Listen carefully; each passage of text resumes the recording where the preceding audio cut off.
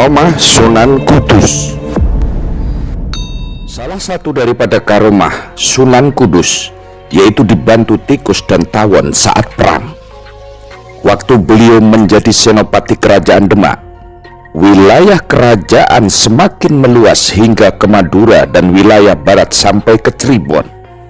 Keahlian strategis perang beliau ditambah dengan kesaktian beliau yang amat sangat tinggi membuat beliau menjadi senopati yang disegani. Beliau memiliki semacam rompi, namanya rompi bodong, yang dipakai jika sedang berperang. Dan dari baju rompi tersebut keluar banyak tikus yang ikut membantu perang melawan pasukan Majapahit. Tikus-tikus itu sangat kuat dan sakti. Jika dipukul atau ditikam, bukan malah mati, tetapi malah menjadi besar dan semakin ganas menyerang kepada musuh. Hal ini membuat pasukan Majapahit lari tunggang langgang. Sunan Kudus juga memiliki sebuah peti yang kalau dibuka akan mengeluarkan berjuta-juta lebah, yang ketika perang banyak pasukan Majapahit yang mati karena disengat oleh lebah-lebah tersebut. Ini pernah terjadi ketika beliau perang melawan pasukan Majapahit yang dipimpin oleh Adipati Terung. Akhirnya Adipati Terung menyerah, kalah kepada Ja'far Shadiq Sunan Kudus.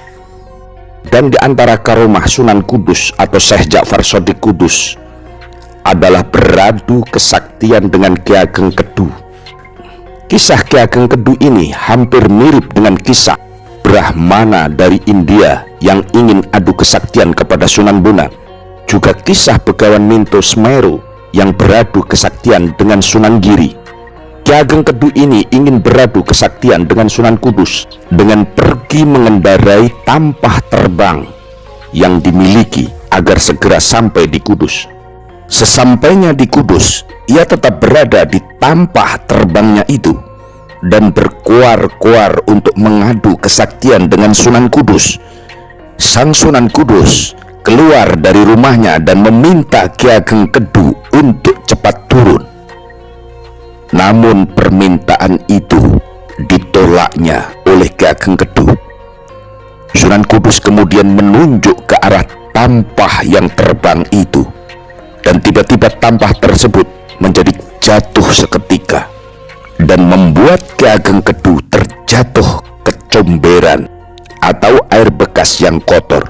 Dengan kejadian ini Ki Ageng Kedu merasa kalah dengan kesaktian Sunan Kudus dan tidak ingin lagi menantang bahkan mengadu kesaktian kepada Sunan Kudus. Ada pula karomah Sunan Kudus. Sebagai seorang wali, beliau memiliki karomah yang sangat luar biasa dari Allah Subhanahu wa Ta'ala. Dapat menyembuhkan penyakit atas izin Allah. Ketika Sunan Kudus menunaikan haji ke tanah Arab, masyarakat di kota tersebut sedang terkena wabah penyakit. Pemerintahan di kota Arab mengadakan sayembara untuk siapa yang bisa menyembuhkan wabah yang terjadi saat itu akan diberi hadiah. Dan akhirnya Sunan Kudus menyanggupi untuk dapat menyembuhkan wabah yang terjadi saat itu. Atas izin Allah Subhanahu wa Ta'ala, Sunan Kudus dapat menyembuhkan penyakit wabah yang menjangkit masyarakat pada waktu itu. Maka atas jasanya beliau akan diberi hadiah oleh amir atau penguasa Arab waktu itu. Namun Sunan Kudus menolaknya. Beliau malah meminta sebuah batu yang berasal dari Baitul Maqdis, dan batu itu dibawa oleh beliau ke Jawa, lalu diletakkan di area imam di Masjid Kudus sampai sekarang ini. Adapun perjalanan dakwahnya Sunan Kudus, Syekh Ja'far Shadiq atau Sunan Kudus memiliki ayah yang saat itu menjadi senopati Demak dan menjadi pemimpin untuk melawan pasukan dari kerajaan Majapahit. Beliau telah gugur saat melawan Adipati Terung yang kemudian memeluk Islam dan mengubah namanya menjadi nama Husain. Ayahnya pun telah melakukan perjalanan dakwah yang panjang di daerah Kudus serta sekitarnya. Cara penyampaian dan penyebaran agama Islam oleh ayah dan anak ini sama-sama dengan metode yang baik, halus, tidak memaksa, sehingga banyak masyarakat yang berhasil memeluk Islam. Sunan Kudus dikenal sebagai wali dan pendakwah yang senang mengembara hingga ke Mekah saat menunaikan ibadah haji. Perjalanan dakwah Sunan Kudus tergolong sebagai usaha yang cukup keras dan amat sangat sulit karena mengingat kuatnya keyakinan masyarakat Jawa terhadap ajaran-ajaran Hindu dan kepercayaan Budanya. Salah satu cara yang dilaluinya yakni melakukan kulturasi terhadap budaya Buddha dan Hindu dengan nilai-nilai Islam. Sejarah ini perlu diketahui oleh masyarakat luas karena dakwah yang dilakukan Sunan Kudus merupakan awal mula dari pembentukan toleransi Islam di Nusantara ini, khususnya adalah tanah Jawa.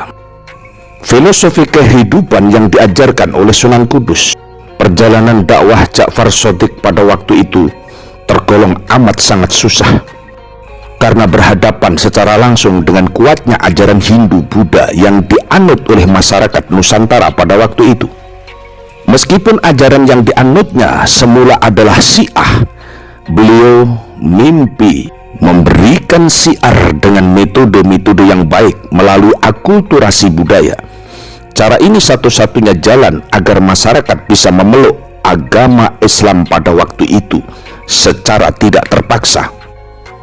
Sunan Kudus memberitahukan kepada mereka bahwa Islam memiliki sikap toleransi, harga menghargai, menganjurkan agar ada di antara umat Islam saling toleransi atau sikap toleransi yang tinggi, termasuk pada penganut agama Hindu. Cara Sunan Kudus untuk meyakinkan dan mendekati masyarakat Hindu amatlah sulit. Filosofi kehidupan yang diajarkan Sunan Kudus, perjalanan dakwah Ja'far Shadiq pada waktu itu tergolong amat sangat susah karena berhadapan secara langsung dengan kuatnya ajaran Hindu dan Buddha yang dianut oleh masyarakat Nusantara.